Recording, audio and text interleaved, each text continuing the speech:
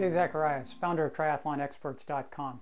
Tip number 6 is one of the most common mistakes that I see out there on a training side for athletes, and that's really training too hard in the week leading up to the race. I remember talking to a number of people when I've gone to these races, and it's surprising. It's sort of like they're trying to cram for the final exam, and that's not really how this works. When you've been training for a while, the one thing that you need to do coming into the race is to rest your body and recover so that on race day you have all your energy ready to go and put it into performance that day.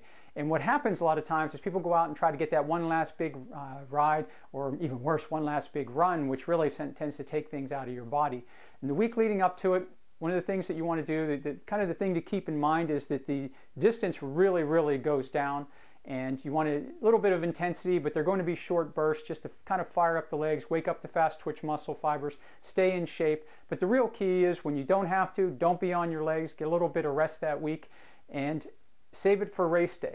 I mean, one of the things I remember, there was a great story years ago, and it was, I forget who the coach was, who was out in Kona while getting ready for the Ironman, and he saw a number of these guys, just happened to be some German riders, who the day before the race were out at like the 30-mile mark from Kailua, Kona, which meant they were putting in about a 40, 50, 60-mile ride the day before.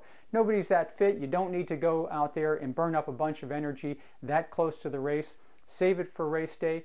And the rule of thumb that I always like to use, I got this from two-time Ironman world champion winner Tim DeBoom in a conversation I had with him one time at a training camp, and his guidelines were, whatever it is that you plan to do in the couple of weeks leading up to your prime race, your A race, is take whatever you were planning to do, cut it in half, and go put your legs up.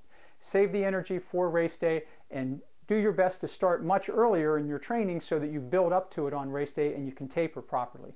Because the longer the race, the longer the taper period, and we tend to get a little bit antsy in those periods. As you start to recover, the fatigue starts wearing off, you start getting energy, and what you really want is on race day that you're just excited to go out and race. You just can't wait to get out there and jump in the water or jump on your bike and go run, because you've got the energy, probably more than you've had in any time in training.